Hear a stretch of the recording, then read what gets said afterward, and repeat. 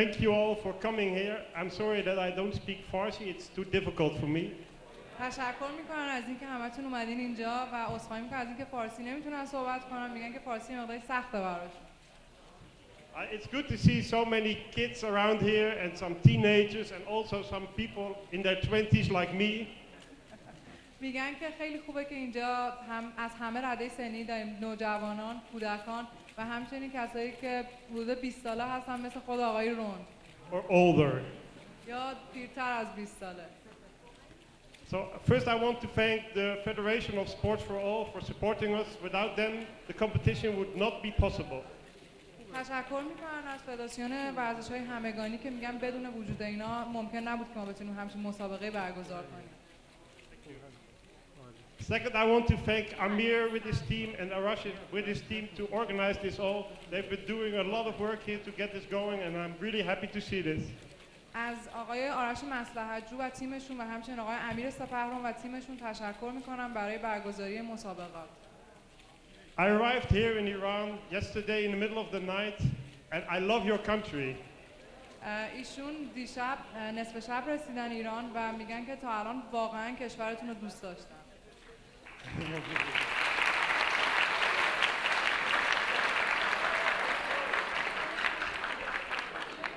You have beautiful country, you have very nice and hospitable people and the food is excellent. میگن که کشور بسیار زیبایی دارین، مردم بسیار مهمان نواز و مهربونی دارید و غذاهاتون هم عالیه.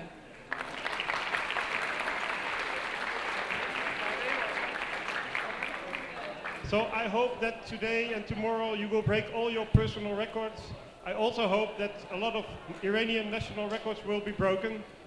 امیدوارم که امروز و فردا شما همه رکوردهای شخصی خودتون رو بشکنید و همچنین رکوردهای ملی خوبی داشته باشیم ما اینجا.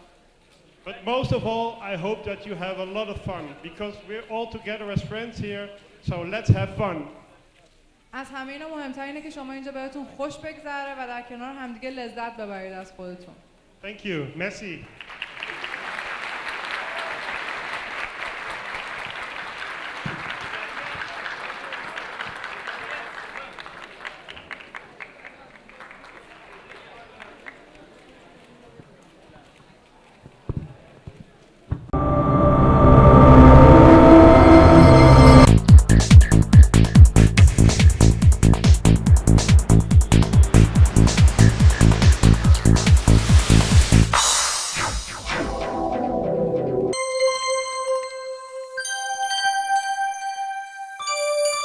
Okay, ladies and gentlemen, if you are watching this, right now we are in the Iran Open 2011 and this is the first WCA competition in Iran. So if you are somewhere nearby, do come and see us and watch the speed cuber to solve the cubes. Thank you.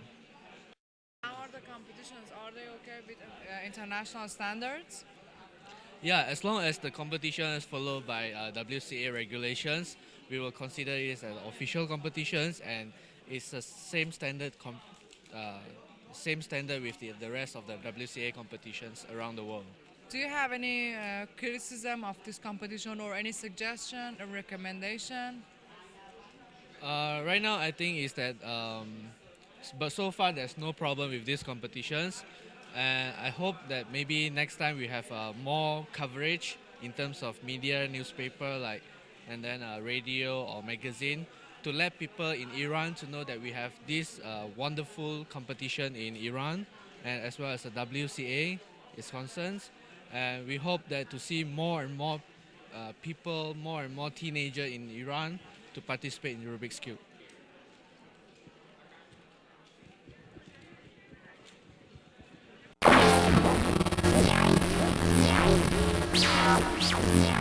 Whoa, how can I do interview and talk and think and everything?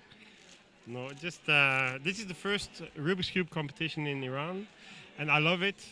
Yeah, I love your country, I love your people, I love your food, everything. So, and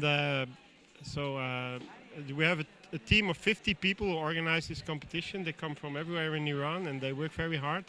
And you can see that it's very nice competition. Everyone works hard. It works fine. It looks fine. So we're happy. What do you think about this competition? Do you think that they are match with world standards? So this is the first competition, and all the competitors are a bit nervous. So I hope today they will improve to yesterday, but they have already very good quality here of cubers. So. What do you think about Iranian cubers? Are they going to be world champion one day? Why not? To become a world champion, you need to have some talent, but most of all, you need to have dedication. And I see here that the people are very dedicated to become better. So why not? Suppose that you want to invite people to come to this event. So yeah, the country is lovely. So I see no reason why not to come actually. And the people here are very helpful to make sure that you have a good stay here and that you have a lovely competition. So I would invite everyone to come to Iran and have fun together with all the Iranian people. They want you to talk about the history of Rubik Cube. Okay, so the Rubik's Cube was invented in the 70s by a professor in Hungary. His name was Professor Erno Rubik. And it came onto the market in 1980, and then it was a big craze. Everyone in the world bought a Rubik's Cube. I think there were like 300 million sold. And in 1983, the craze was over, and no one was talking about cubes anymore. And then in 1999, there came a computer version of Rubik's Cube. And from then on, people started gathering again on internet everywhere. And then in 2003, we started with competitions again. Also, after Rubik's Cube, we had like 1,000 different Rubik's Cube versions, like with 4 in a line or 5 in a line. So yeah, there are many different events now. You can also solve a Rubik's Cube with one hand or blindfolded, or even with your feet. Can you tell us about WCA, how WCA was, and how has it been working, and what do you think about the future of WCA? Okay, so we started the WCA in 2003. Then we had 2 competitions only, one in the USA and one in the Netherlands. Canada, one in Canada and one in the Netherlands. And from then on, we started having competition in more and more countries. So this year last year we had competitions in 45 countries. This year we will have competition around 60 countries. And I hope next year we will have 75 countries. What happens after that?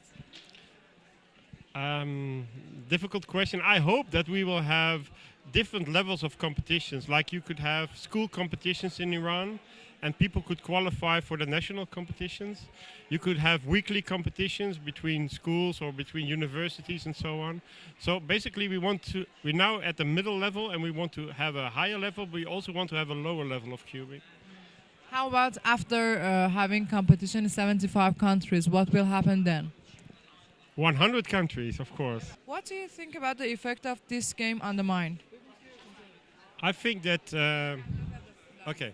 So I think first of all, it's important that you have an interest in cubing and then you can find a lot of people on internet and in your neighborhood. So it's important to have friends. Second, I think it develops your mind in the sense that you can think faster and you also have better eye-hand coordination, which helps in other activities. And third, I think that if you are on stage and you have to perform well, it also develops your self-esteem and your self-confidence.